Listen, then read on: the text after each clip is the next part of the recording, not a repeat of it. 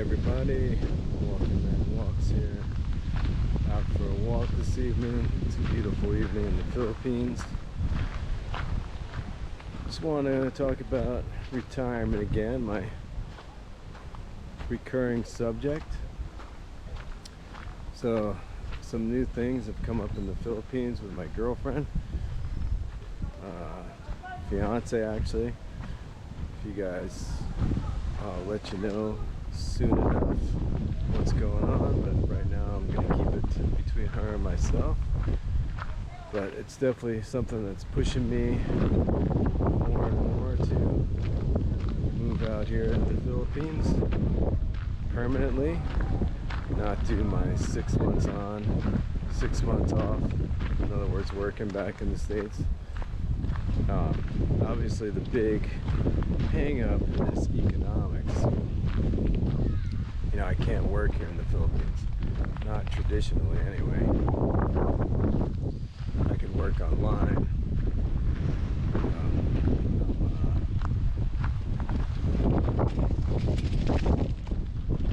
I do have a college degree, so I could teach online. I applied for a few jobs doing that, but I don't know, it seems like it's going to be harder to do, and they mostly want you to teach little kids. But I mean, there's a possibility of it for sure. And I just started free code camp, so I was watching a bunch of vlogs online about different jobs you could do, you know, from remotely basically. And when I was in Bali a few weeks ago, I was watching a video about what digital nomads in Bali were doing, and one of them said she went to a 3-month code camp, and she was coding, making, I don't know, I think she said 50 grand a year, working 8 hours a day, but in Bali, remotely. So I was like, oh, coding. How's it going? What are you guys doing? What are you up to? Huh?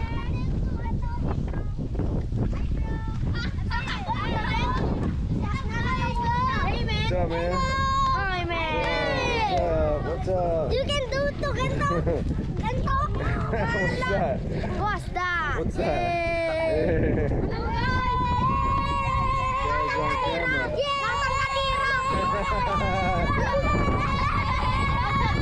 So happy. What's that? Tayo? Nasang katira? Nasang katira? Money, bro. Katira? Give me my money, bro. Money? I don't speak Ilocano. Give me my money, bro. How much money you got? Let's see, that's all I got. You guys gonna split it between you? You gonna split it? Okay. You gonna split it between them all? Okay.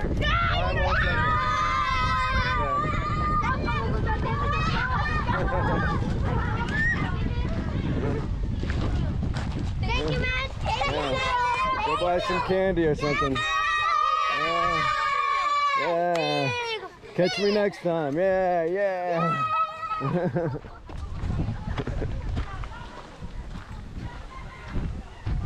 That's the Philippines for you right there.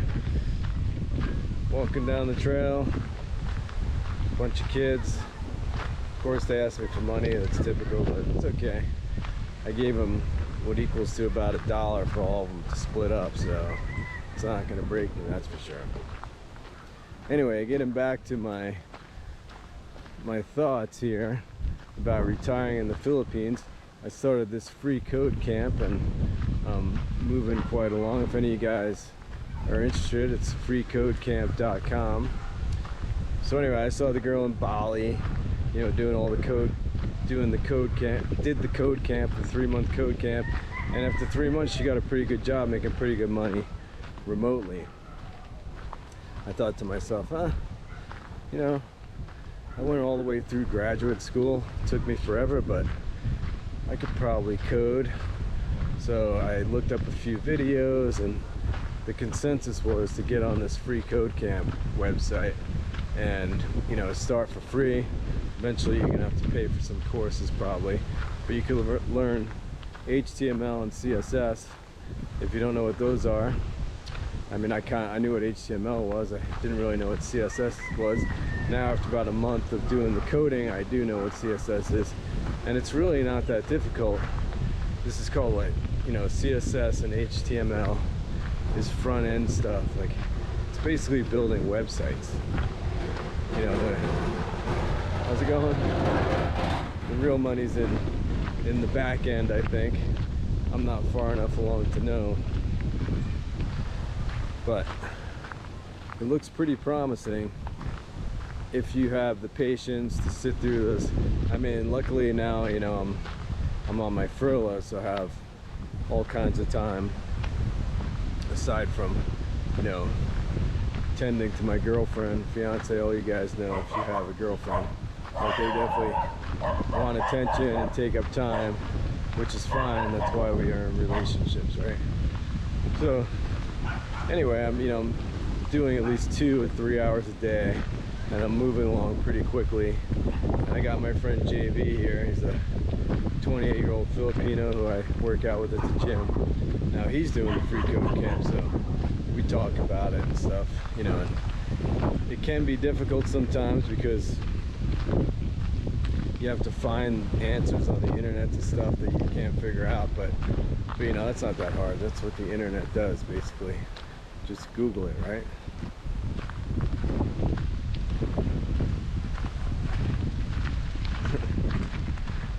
So anyway, you guys go ahead and tell me your thoughts on that. What do you think about somebody my age in his mid-50s starting to code? Is it too late? I'm thinking about starting another channel, actually. I mean, I don't know if I'll have time for it, but a channel called Learning to Code in My 50s. I think probably people would be interested in that. Anyway, you know, before I could retire officially, it's still several years. I don't really want to stay in the US, especially through this administration, what they're doing to federal workers right now. You guys follow my channel, you know I'm a federal worker. Not that I'm gonna be really affected by it. As far as federal workers go, I'm a grunt, basically. You know, I'm a ranger. I don't have anything to do with, you know, he just fired all those DEI people, and I don't really have anything to do with that. I'm just a frontline ranger. I work with the public. But you know, last time Trump was in, he cut our annual cost of living wages. You know, he's just kind of a dickhead. For somebody who's a billionaire, born rich, never had to work in a day in his life, he has no problem cutting the pay of somebody who makes $50,000 a year, which is basically, you know, barely getting by in the US these days. You know, that whole Elon Musk, Donald Trump, billionaire class running the country, it's not going to be good for anybody in the middle class. So, you know, maybe it's time to just get out. I know a lot of you people who watch my vlog get mad at me when I talk about politics and talk badly about Donald Trump for some reason. I don't know why people love him so much, because he's on TV for years, but he's an asshole, so I don't know why everybody loves him.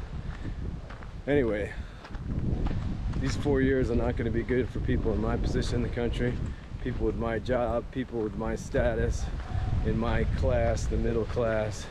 Food's just going up more. He's going to implement his tariffs here soon. Once the tariffs go in, food will go up even more, gas will go up even more.